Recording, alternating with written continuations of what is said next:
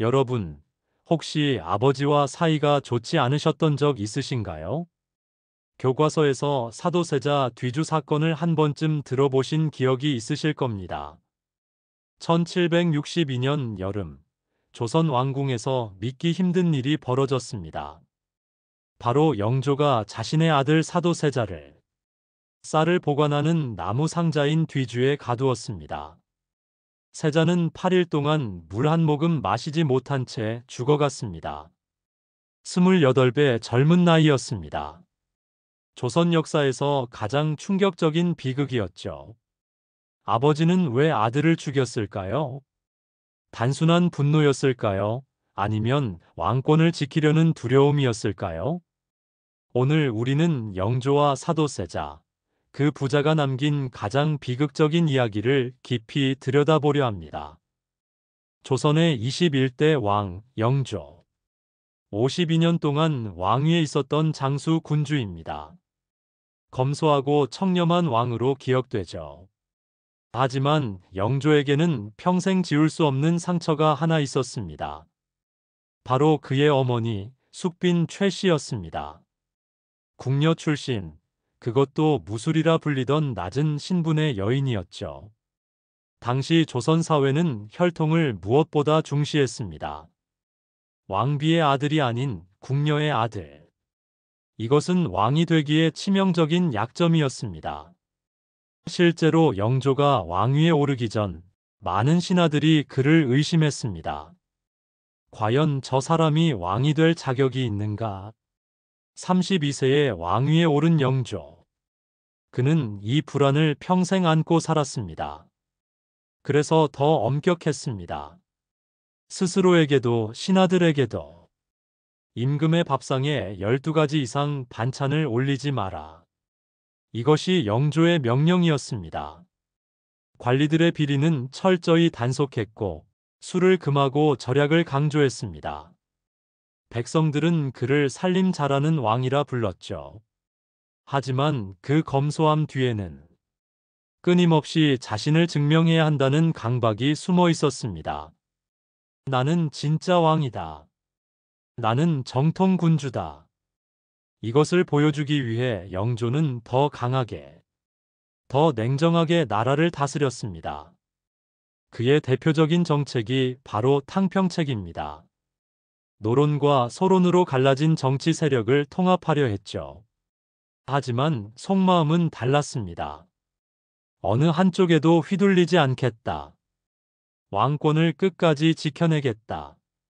이런 불안과 강박, 이것이 결국 그의 아들에게로 향하게 됩니다. 영조는 아들에게 자신보다 더 완벽하기를 요구했습니다. 그리고 그 요구는 점점 더 가혹해져 갔습니다. 왕으로서 나라를 지키려는 마음, 그리고 아버지로서 아들을 대하는 마음이 충돌하며 결국 역사상 가장 큰 비극으로 이어지게 됩니다. 1735년 영조에게 둘째 아들이 태어났습니다. 이름은 이선. 훗날 사도세자라 불리게 될 아이였죠. 태어날 때부터 총명했고 영조는 기뻐했습니다. 이 아이가 내 뒤를 이을 것이다. 3살. 사도는 세자로 책봉되었습니다. 조선의 미래를 짊어질 아이로 자라게 된 겁니다. 하지만 문제는 곧 시작되었습니다. 어린 사도는 그림 그리기를 좋아했습니다. 붓을 잡고 산수화를 그리는 시간이 행복했죠. 그런데 아버지 영조가 들어와 그림을 찢어버렸습니다.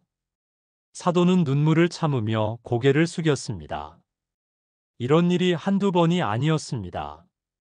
사도는 무예도 좋아했습니다. 말타기, 활쏘기에 재능이 있었죠. 하지만 영조는 화만 냈습니다. 당시 왕세자 교육은 가혹했습니다. 실수를 하면 신하들이 곤장을 내치고 무릎 꿇린 채 몇 시간씩 훈계를 들어야 했죠. 사도세자의 부인 해경궁 홍씨가 남긴 한중록. 여기에는 이런 기록이 있습니다. 세자는 어릴 적부터 과도한 체벌과 꾸지람에 시달렸다. 점점 사도는 예민하게 변해갔습니다.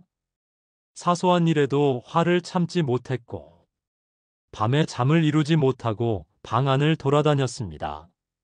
성인이 되어서도 달라지지 않았습니다. 아니, 오히려 더 심해졌습니다. 영조는 여전히 신하들 앞에서 아들을 꾸짖었습니다.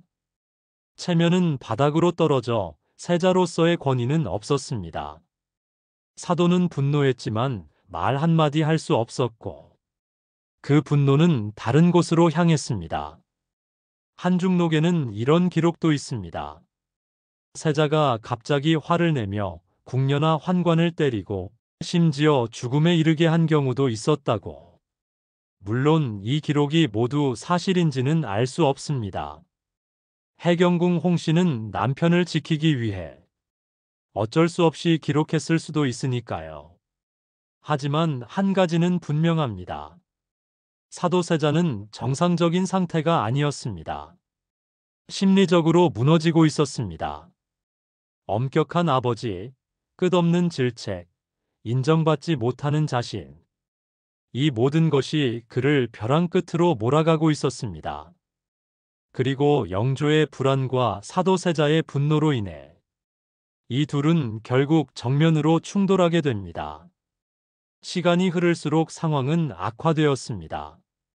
어느 날 영조가 신하들과 함께 있는 자리, 사도세자가 경전을 외우다가 실수를 했습니다.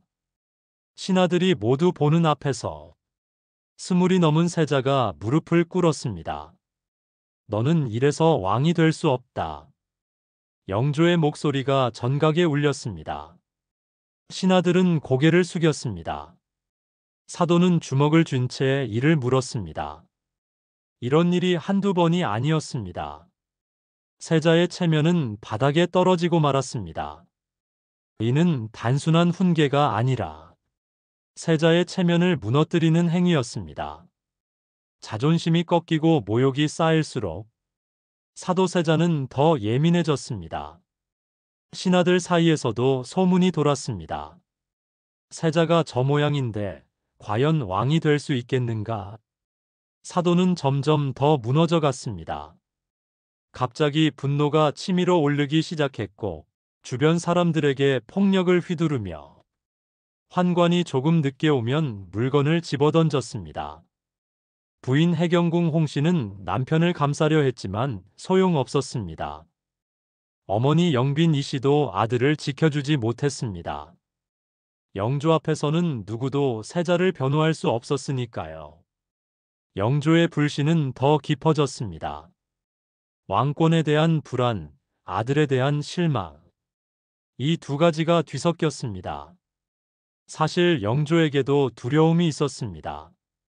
세자의 기행이 알려질수록 신하들 사이에선 왕위에 대한 의심이 커져갔고, 왕조의 정통성, 자신의 권위, 이 모든 게 흔들리고 있었기 때문입니다. 영조는 더 강하게 세자를 몰아붙였습니다. 그럴수록 사도는 더 고립되어 갔고, 아버지의 꾸지람, 신하들의 불신, 가족 사이의 갈등 속에서 그는 누구에게도 위로받지 못했습니다. 누구도 이 부자 갈등을 막을 수 없었습니다. 이건 더 이상 가족의 문제가 아니라 조선 왕조의 운명이 걸린 문제였습니다. 그리고 1762년 여름, 조선 사회 전체를 흔드는 큰 파국이 찾아오게 됩니다. 1762년 한여름이었습니다. 영조 재위 38년째.